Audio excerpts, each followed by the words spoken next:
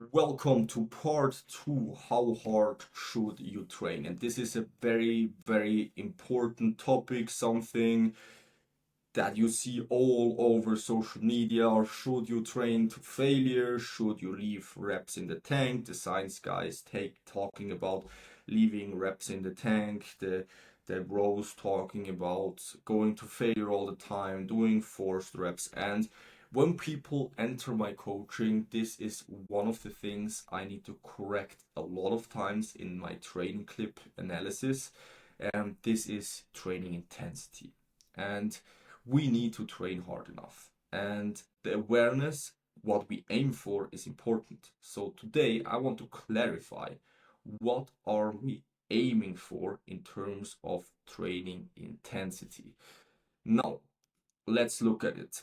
Very important is if we don't train hard enough, we won't grow, which means I would always rather train too hard than not training hard enough. And you can have the best training plan, the perfect nutrition, the perfect sleep schedule. If you're not training hard enough, your muscles won't grow. So always rather train too hard than training like a little girl. We need to train hard. And maybe this is the fix to your problem that you are not progressing. You might just not be training hard enough. And today we want to look at what hard enough actually means. So we need to first of all understand the stimulus model. And here you will see now why you won't grow if you don't train hard enough. So this is clear from an experience standpoint, but also from an evidence standpoint. We see here growth and proximity to failure is very close connected. So we see here 0 reps in the tank, 0 reps in the reserve, whatever. It is training to or very, very close to failure. We've got to clarify what 0 reps in reserve and failure means, but you get the point. The closer we get to failure, the more stimulus we are going to create per set. So you see here, if you are not hitting proper training intensity, you will not see growth or very little growth. So we need to get very close to failure. And we see here a very exponential relationship between growth and failure. So we ask ourselves, or you might ask yourself, why not just train as hard as possible? Because with that, we would max out the amount of growth we get from one set. And that might be true, but there is a caveat. And the caveat is the fatigue model. Because like the growth, the fatigue also exponentially increases as we approach failure. So it actually really increases when we hit 0 reps in reserve or even go to failure or beyond failure. So you might already have an idea what I'm aiming for here, but it just increases. So our goal is to find a sweet spot between stimulus, fun, adherence, and fatigue. So here is my interpretation and what I saw that just works. And it is aiming for 0 reps in reserve. I forgot to add a 0 here. A second.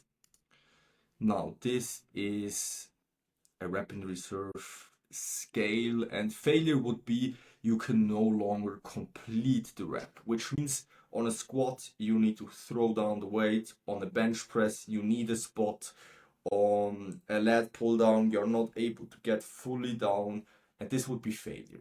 And I don't like to push every single set to failure because of the fatigue model. Fatigue just really exponentially increases if you push to failure. So I always aim for 0 reps in reserve. Maximum performance, no further repetition would be possible, but the last repetition was still completed. This is what we aim for.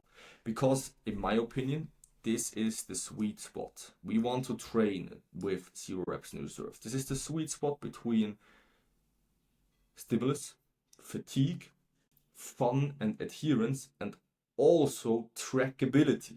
Because what I don't like about training with too many reps in reserve is like you always need to gauge, was that 2 reps in reserve? Was that 3 reps in reserve? And then you did a rep more and you need to ask yourself, did I now just increase the intensity or did I really progress? And if you push to failure, you will not be able to do as much volume as we need to really get the results that are needed, because the fatigue will just exponentially increase. And what is the difference exactly between 0 reps in reserve versus muscular failure? I have some examples here as well. So 0 reps in reserve would be on a bench press. You get the last rep, it was a grind, it was a grind, but you still completed the rep. On a squat, it was a very hard rep, but you still completed it, but you are very aware that no other rep would be possible after that. Failure, I explained that already, would we really fail the repetition, or we fail the rep or the set.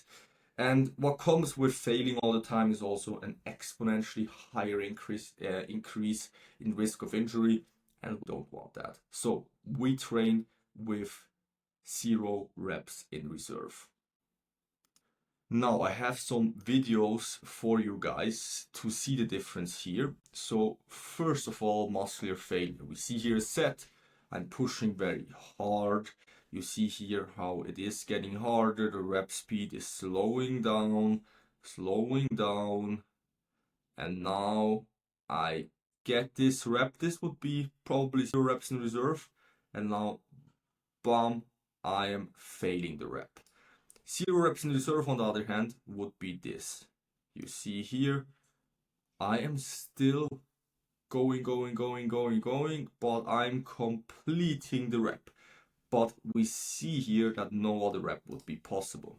Same thing here on an upper back row, completing the rep, and again, very hard rep, but I'm completing it. So this is 0 reps in reserve, and this is what we aim for. And if you are now worried that this is not hard training, I guarantee you, if you do it correctly, this is fucking hard. Yes, so here again, another set on the leg press. We have here a very intense rep. Again, a very intense rep. And now the last rep here that I barely get up. And I think we are both very aware that no rep would be possible here. And the goal is everything stays the same. So we keep the execution the same. I mean, you look at these reps here, the tempo, everything remains the same in the eccentric.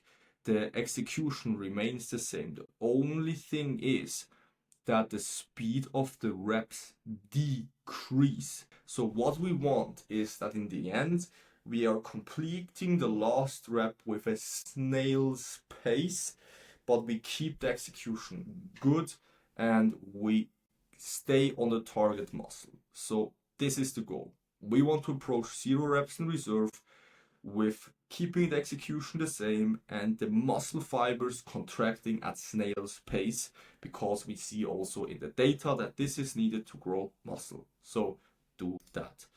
Intensity is a key factor, so train hard enough. 0 reps in reserve is no excuse to not train hard enough.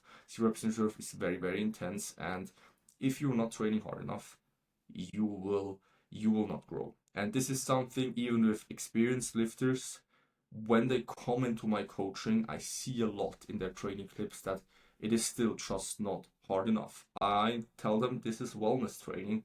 We need to go harder. So train hard enough to grow. Peace out.